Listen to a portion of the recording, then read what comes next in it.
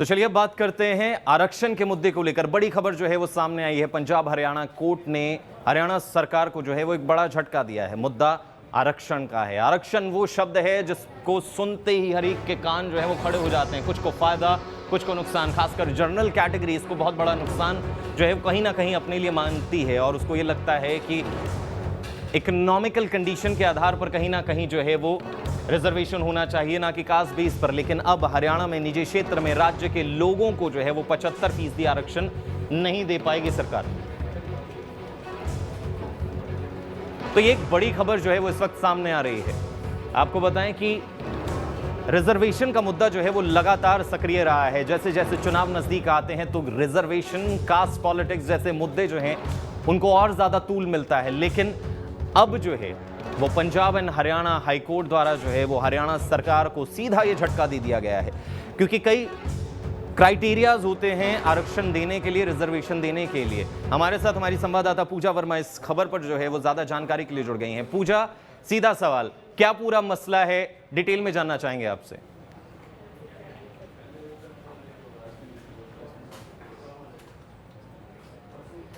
पूजा, क्या आप तक हमारी आवाज पहुंच रही है? जी बिल्कुल गौतम। पूजा, एक सीधा से यही सवाल है कि आखिर मामला क्या है? कोर्ट द्वारा ये झटका हरियाणा सरकार को दिया गया है, मुद्दा रिजर्वेशन का है, तो डिटेल में जानना चाहेंगे आपसे।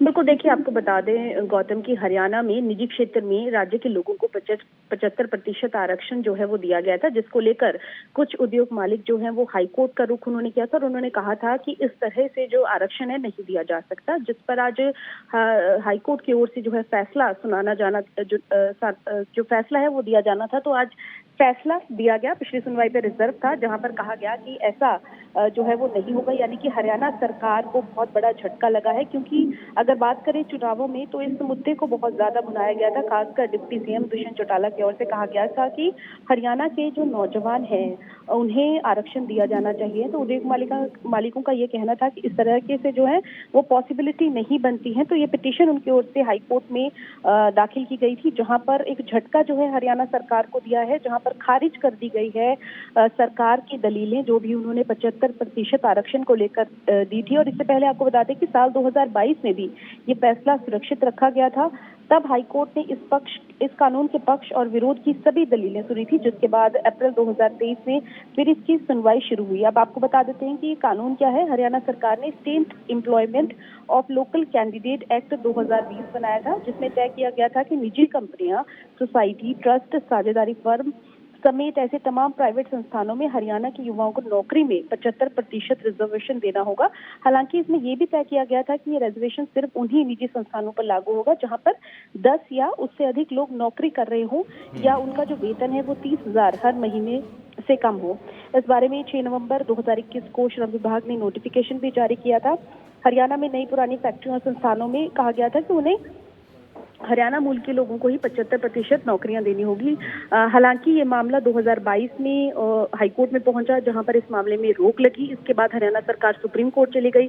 सुप्रीम कोर्ट ने हाईकोर्ट के आदेश को रद्द करते हुए 4 हफ्ते में इस पर फैसला लेने के लिए कहा। इस मामले में फरीदाबाद और गुरुग्राम के औद्योगिक संगठनों ने हाईकोर्ट में इस कानून पर रोक लगाने की मांग की थी। सरकार ने मूल निवासियों का हक बताया था, कहा था कि यहाँ पर हरियाणा के जो नौजवान है उनका हक होना चाहिए। हाईकोर्ट में इस सुनवाई में सरकार के ओर से जो एडिशनल एडवोकेट जनरल पेश हुए थे, उनको कहना था कि ये कानून राज्य के लोगों को उनका हक देता है।